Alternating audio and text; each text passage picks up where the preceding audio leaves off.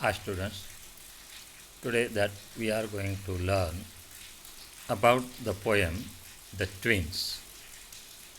In the picture also you see both the pictures seems to be same, though the color of the first picture and second picture having the shirt is different. Different color shirt is there. But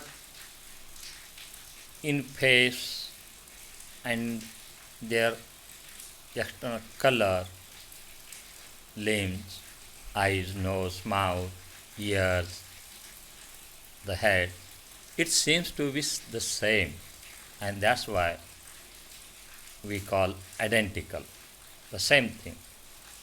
Now you see, in form and feature, face and limb, I grew so like my brother that folks got taking me for him and each for one another.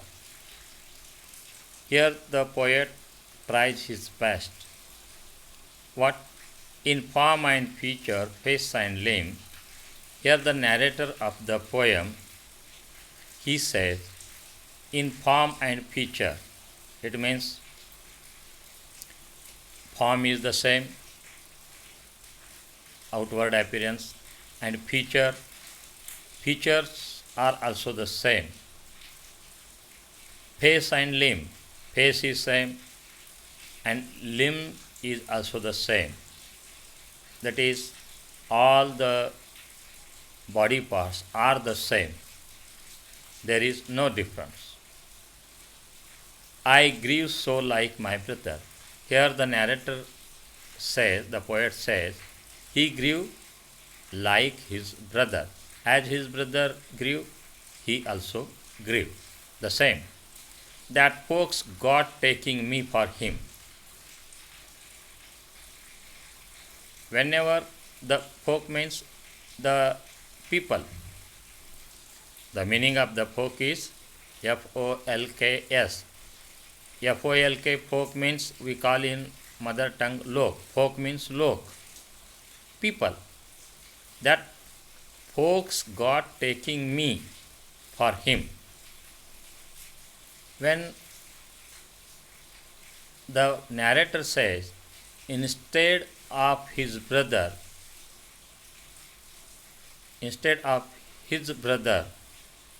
they suppose that he is not he is his brother. It means in place of his brother, the folk supposed him, and each for one another. And when the narrator's brother meets someone, at that time the folk, the people suppose, or the people take him. Him means to the narrator. And when the narrator brother meets, they think he is the narrator. It means it always jumbles whether he is right or that brother is right. It means here all the time, instead of brother, people took the narrator. Instead of narrator, people took his brother. It changed always. In puzzle all our kith and kin, each and every relatives, they were in puzzle. Kith and kin, it means all the relatives. They were in puzzle. Who is who? Whether he is the narrator or his brother, they can't understand because of the identical. It means in the face and limb, both are the same. So they got in puzzle. Who got in puzzle? Their kith and kin. It means the narrator's relatives. It reached a fearful pitch. It reached up to a fearful pitch. It means, what is the fearful pitch? You see, for one of us was born a twin, yet not a soul knew which. One of them was born a twin. none of them, nobody knows who is the twin. And that fearful pitch reached a fearful pitch. It means they seems to be same, identical. विद्यार्थी मित्रांनो, आता आपल्याला या ठिकाणी या स्टँजामध्ये काय सांगितलेलं आहे की एक हा कवी आहे, नॅरेटर जो कथन करणारा तो कवी आहे, आणि एक त्याचा भाऊ आहे. दोघंही जुळे आहेत, पण कोण अगोदर जन्माला हे कोणालाही माहीत नाही आहे. कोण जुळं आहे, हा अगोदरचा आहे तो अगोदरचा आहे, हे कोणासही माहीत नाही आहे. आणि दोघेही दिसायला सारखेच जुळे जे आहेत. तर यामुळे झालं काय की अनेक प्रॉब्लेम निर्माण झाले, अनेक समस्या निर्माण झाल्या. बाहेरचे लोक तर हा नॅरेटर कथन करणारा कवीला समजून त्याचा भाऊ आहे असं समजून कवीला बोलायचे, आणि कवीच्या भावाला कवी आहे असं समजून बोलायचे. म्हणजे हे असे होत गेले. एवढंच नाही आहे, बाहेरच्या लोकांमध्ये झालं का नाही, घरातले सुद्धा थोडं गोंधळून जायचे. अनेक नातेवाईक तर हे त्यांना कळलंच नाही हा नेमकं कोण आहे. आणि हा भाग कशामुळे झाला तर ट्विनमुळे, जुळे असल्यामुळे, सारखे असल्यामुळे हे असं झालेलं आहे. तर आता next, one day to make the matter worse before our names were fixed as we were being watched by nurse we got completely mixed and thus we see by fate's decree R rather nurse's fame. My brother John got christianised me and I got christianised him. बघा, असे हे जे matter घडत गेले, फार वाईट घडत गेलं पुढे पुढे या ट्विनमुळे. कसं त्यांचं जे नामकरण संस्कार आपण म्हणतो, नेम्स फिक्स करायचे असतात, नाव ठेवतो आपण, कार्यक्रम करतो नाव ठेवण्याचा. त्यावेळेस काय झालं, before our names were fixed as we were being watched by nurse. आणि नामकरण करण्याच्या अगोदर नर्सकडून त्यांना जी अंघोळ घालण्यात आली, washed by nurse, we got completely mixed. जेव्हा नर्सकडून त्यांना अंघोळ घालण्यात येते, धुण्यात येतं, त्यावेळेस ते मात्र दोघंही कम्प्लिटली मिक्स्ड झाले. हा तिकडे गेला, हा इकडे आला. म्हणजे कोण कुठे गेलं कुणालाही माहीत नाही कोण कोण आहे. हे तिथे नर्सकडून झालेला हा भाग आहे. And thus you see by fate's decree. आणि अशा पद्धतीने पहा, फेट्स डिक्री, इथे फेट्स डिक्री म्हणजे काय की नशिबाचा जे खेळ म्हणतो आपण, तो काय झालेला आहे पहा. Fate's decree R rather nurse's whim. एक आमचं दुर्दैव म्हणा, नशीब म्हणा, किंवा नर्सेसचा व्हीम, या नर्सेसचा जो लहरीपणा आहे त्याच्यामुळे म्हणा, नशीब म्हणा किंवा नर्सेसच्या व्हीममुळे, लहरीपणामुळे, my brother John got christianised me and I got christianised him. माझा भाऊ जो आहे जॉन, त्याचं नाव मला देण्यात आलं आणि माझं नाव त्याला देण्यात आलं. म्हणजे फेट्स डिक्री कशी झाली पहा. म्हणजे दुर्दैव कसं आहे, माझं नाव त्याला देण्यात आलं आणि त्याचं नाव मला देण्यात आलं. अशा पद्धतीने इथं नामकरणसुद्धा हा गोंधळातच झाला. म्हणजे माझं नाव त्याला, त्याचं नाव मला. तर लास्ट टाईम जो आहे, this fatal likeness even dogged my footsteps when at school. आता एवढ्यावरच थांबलं नाही. जेव्हा आम्ही शाळेत जायला लागलो, हे आमच्या म्हणजे सतत आम्ही त्याचं मार खातच राहिलो दोघेही, म्हणजे एकमेकांबाबत. My footsteps when at school and I was always getting flogged for John turn out a fool. काय व्हायचं, माझा भाऊ जॉन हा काही खोड्या करायचा, खोड्या तो करायचा, परंतु मार मात्र मला मिळायचा. Why? Because boths are identical in face and lame. No one knows who is John and who is the narrator. कुणालाही माहीत नाही कोण कोण आहे. They instead of beating John they used to beat him, to beat the narrator.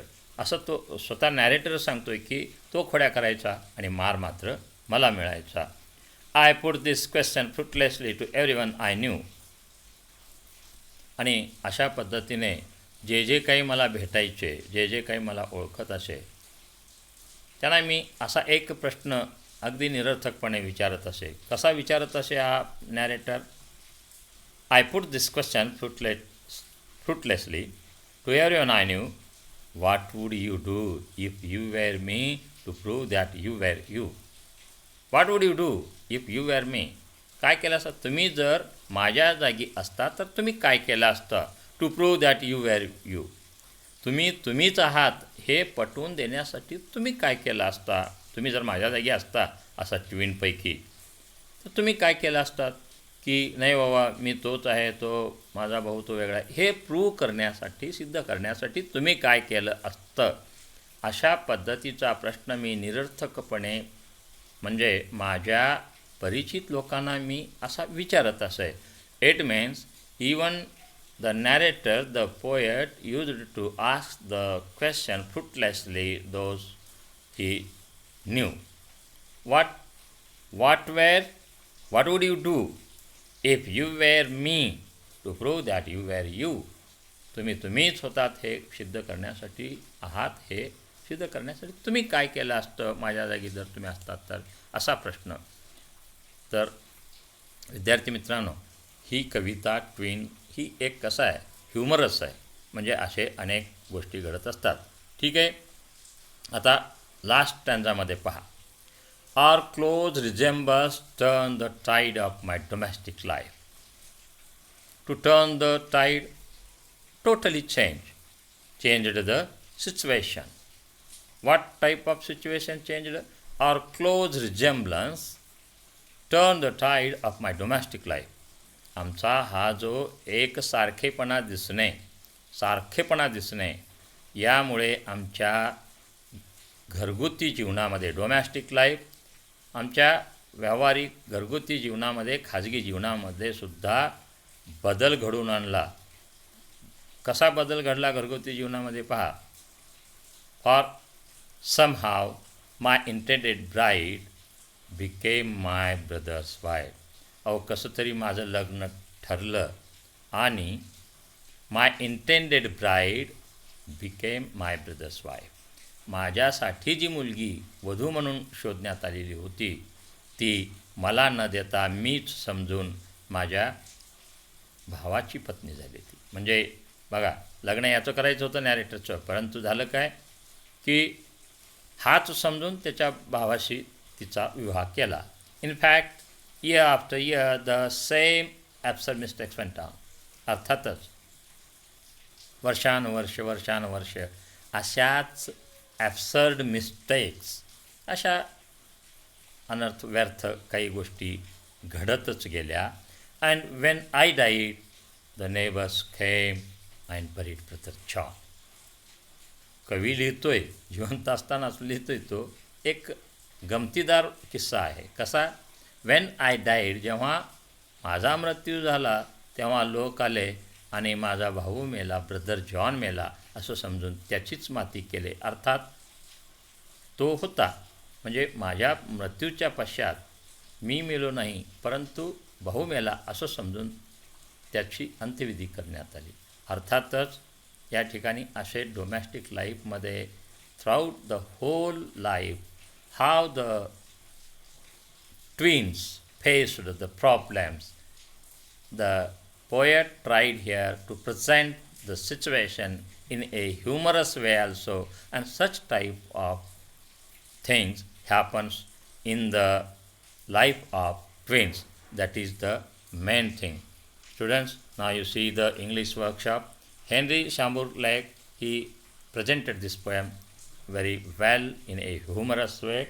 Now you see all those English workshop activities. Complete the web diagram. Now here rewrite, putting the mistakes in the speaker's life in their proper order. What happened? You rewrite in a proper order. You have to change the order. Now you see, pick out from situations in the lives of the twins which are too absurd and senseless to believe. Some senseless and it is too absurd to believe. To believe. You have to write. Complete the web diagram. What poet uses humor too. Why the poet uses here humor? What is the reason? One thing is given here: to create laughter, reduce boredom. And you think why the laughter is created in this poem? What is the reason behind creating such type of humor in this poem? You have to write all those things related to the poet, related to the poem. Okay, write any two lines from the poem that you find most humorous. Most humorous lines we have to write here. Now pick out lines that contain alliteration. Alliteration, what do you mean by alliteration? The letters or the sound is repeated in a sentence. The sound or the letter, the words begin with the same letter, not the word. The word begin with the same letter, same sound is called alliteration. म्हणजे सारख्याच अक्षराने सुरुवात होणारे एकाच ओळीतील जे शब्द असतात त्याला आपण अलिट्रेशन हे म्हणतो, कारण काय ते फिगर ऑफ स्पीच आहे. पण हायपरबोल अशा पद्धतीने आपल्याला शोधायचे आहेत. हायपरबोल, एक्झॅक्झरेशन, पण is there. Now pick out from the poem sets of words that generally go together. For example kith and kin अशा पद्धतीचे सेट्स ऑफ वर्ड्स आहेत. शब्दांचा जो समूह आहे एकत्र वापरतो आपण, असे हे शोधून काढायचे, तुम्हाला लिहायचे आहेत, कवितेतून लिहायचे आहेत फ्रॉम द पोएम. फक्त write in your notebook the summary of this poem in about 15 to 20 lines in your own words. तुमच्या शब्दामध्ये 15 ते 20 ओळीमध्ये या कवितेबद्दल तुमच्या वहीत लिहा, समरी लिहा, मध्यवर्ती कल्पना लिहा. You can suggest another humorous title. आणि हे ट्विन्स हे जे टायटल दिलेलं आहे याही व्यतिरिक्त तुम्हाला जर एखादा ह्युमरस टायटल म्हणजे अगदी विनोदी टायटल सुचवायचं असेल तर तोही तुम्ही सुचवू शकता. तर write an application of the write an appreciation of the poem with reference to all the points mentioned on page number 5. 5 page नंबरवरती जे ॲप्रिशिएशन करायचं आपल्याला कवितेचं ते कुठले कुठले मुद्दे आहेत त्यानुसार या कवितेचं तुम्ही ॲप्रिशिएशन करायचं आहे. तर अशा पद्धतीने ट्विन्स ही कविता तुम्ही चांगल्या पद्धतीने तयारी करावी. जर समजा if you feel some difficulties, you may ask me anytime. You may personally also ask me. Okay? Goodbye.